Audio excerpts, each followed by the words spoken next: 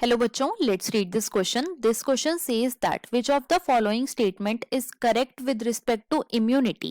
तो बेसिकली इस क्वेश्चन में हमें 4 स्टेटमेंट गिवन है और हमें बताना है कि इन चारों स्टेटमेंट में से कौन सी स्टेटमेंट करेक्ट है with respect to immunity. Option 1, antibodies are protein molecules each of which has 4 light chains.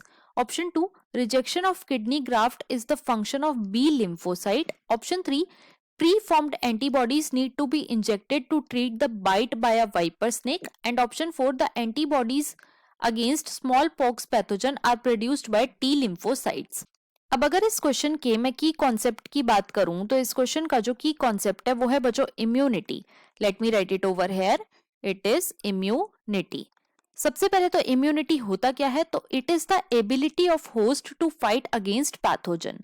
So it is the ability of host to fight against pathogen. और पैथोजन क्या होते हैं? ये फॉरेन सब्सटेंसेस होते हैं जो कि हमारी खुद की बॉडी के नहीं होते. राइट. अब एक एक करके हम सारी स्टेटमेंट्स को चेक करेंगे. स्टेटमेंट 1 में हमें गिवन है कि जो एंटीबॉडीज होती हैं ये प्रोटीन मॉलिक्यूल्स होते हैं और इनके अंदर 4 लाइट चेन्स प्रेजेंट होती हैं.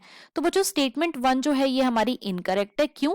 क्योंकि जो एंटीबॉडीज हैं ये वाई शेप्ड मॉलिक्यूल होती हैं. These are the Y shaped molecule जो कि प्रोटीनेशियस तो होती हैं इन नेचर, लेकिन इसके अंदर 2 हैवी चेन्स होती हैं, 2 हैवी चेन्स और 2 लाइट चेन्स होती हैं.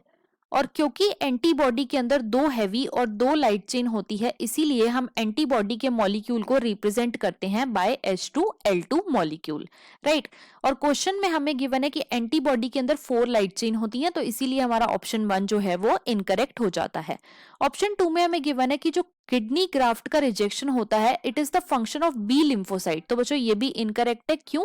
क्योंकि जो ग्राफ्ट रिजेक्शन होता है, ग्राफ्ट रिजेक्शन ये मीडिएट होता है बच्चों by cell mediated immunity.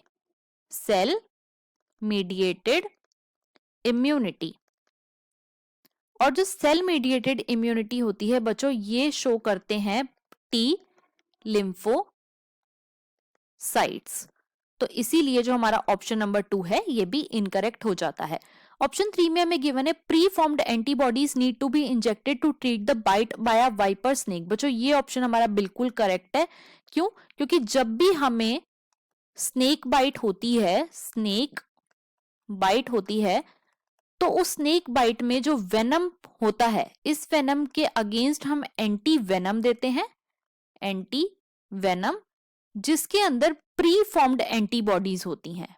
Pre formed antibodies होती हैं अगेंस्ट वेनम. राइट. और एंटी वेनम किसका एग्जाम्पल है? तो ये एग्जाम्पल है आर्टिफिशियल पैसिव इम्यूनिटी का. तो इसीलिए जो हमारी थर्ड स्टेटमेंट है वो बिल्कुल करेक्ट है.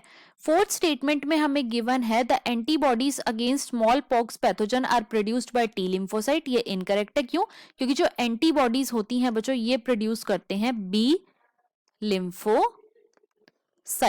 तो इसीलिए जो हमारा ऑप्शन 4 है वो भी इनकरेक्ट हो जाएगा. अब क्वेश्चन में हमसे पूछा गया था कि कौन सी स्टेटमेंट करेक्ट है, तो वो है बच्चों option number 3. So the final answer of this question is option number 3. I hope you understood it well. Best of luck.